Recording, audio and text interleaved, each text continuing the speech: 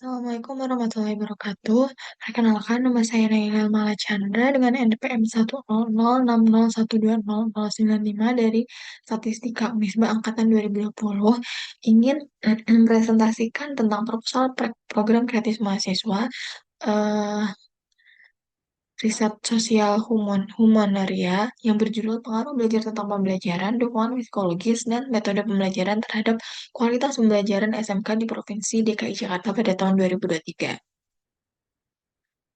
Untuk latar belakangnya sendiri, yaitu untuk mempercepat perubahan sistem pendidikan dan memastikan seluruh peserta didik mendapatkan pengalaman belajar yang berkualitas, Kementerian Pendidikan, Kebudayaan, Riset, dan Teknologi terus melakukan berbagai terobosan, salah satunya melalui Merdeka Belajar. Melalui platform rapor pendidikan yang diluncurkan sebagai bagian ke-19 dari kebijakan Merdeka Belajar, Kemendikbudristek ingin memfasilitasi pemikiran tentang bagaimana menyusun rencana pendidikan SMK berbasis data dan tepat sasaran. Untuk meningkatkan kualitas pembelajaran, terdapat faktor-faktor yang mempengaruhi kualitas pembelajaran SMK. Maka dari itu, kami ingin menganalisis dan melihat pengaruh belajar tentang pembelajaran, dukungan psikologis, dan metode pembelajaran terhadap kualitas pembelajaran SMK, terutama di Provinsi DKI Jakarta pada tahun 2023.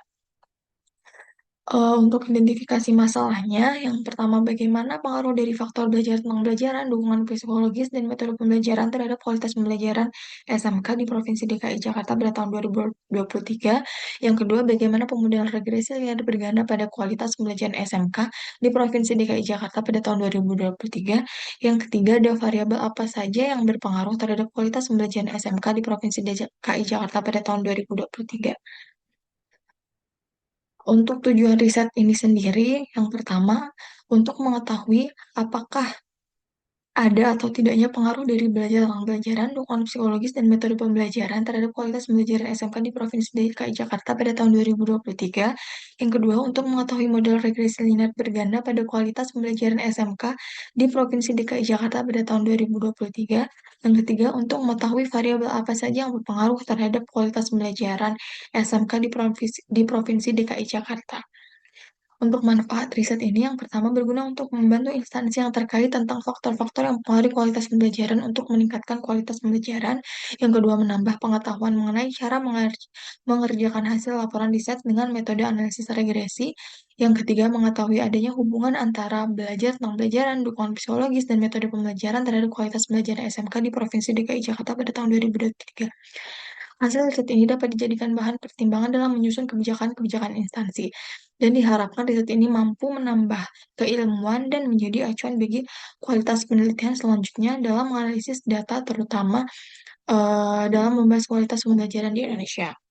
Untuk urgensi riset ini sendiri yaitu bagi pendidikan kualitas pembelajaran adalah sebagai pengukur sejauh mana tingkat pencapaian dari hasil tujuan pembelajaran yang telah dilaksanakan. Sehingga untuk meningkatkan kualitas pembelajaran harus dilakukan riset terhadap faktor-faktor yang mempengaruhi kualitas pembelajaran. Sebagai contohnya yaitu faktor belajar tentang pembelajaran, dukungan psikologis, dan metode pembelajaran. Untuk temuan yang ditargetkan, yaitu dalam riset ini penulis ingin menemukan atau mengetahui persentase pengaruh faktor belajar tentang pembelajaran, dukungan psikologis, dan metode pembelajaran terhadap kualitas pembelajaran SMK di Provinsi DKI Jakarta pada tahun 2023.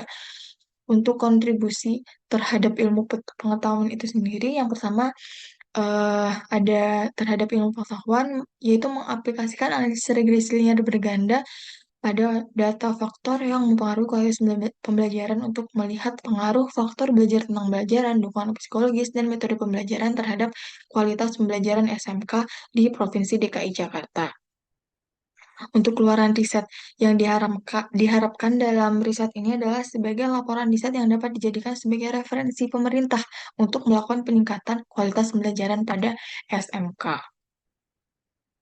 Untuk variabelnya, yang pertama ada variabel Y, yaitu kualitas pembelajaran, digunakan untuk mengukur sejauh mana tingkat pencapaian hasil dari tujuan pembelajaran itu sendiri.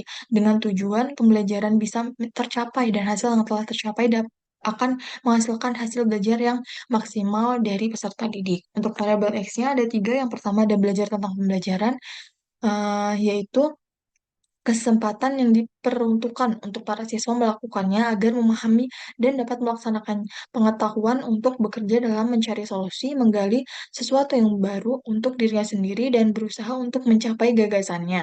Yang kedua ada dukungan psikologis, yaitu cara yang sederhana yang dapat membantu dirinya sendiri atau orang lain menghadapi masalah atau kondisi yang sulit dalam pembelajaran. Yang ketiga ada metode pembelajaran yang merupakan cara untuk mengolah suatu kegiatan belajar agar para siswa mampu bersosialisasi aktif sehingga timbul perubahan pada dirinya sendiri yang bertujuan untuk belajar yang telah direncanakan. Untuk analisisnya yang pertama yaitu melakukan analisis regresi linear berganda yang digunakan untuk mengetahui seberapa besar pengaruh dari variabel bebas atau prediktor terhadap variabel terikat atau respons. Yang kedua ada menguji asumsi klasik yang terdiri dari 5 tahap. Yang pertama ada normalitas, diuji dengan uji Kolmogorov-Smirnov. Yang kedua ada linearitas, yang menyatakan hubungan yang linear dari variabel bebas dan variabel tidak bebas yang dapat ditentukan melalui plot sisaan.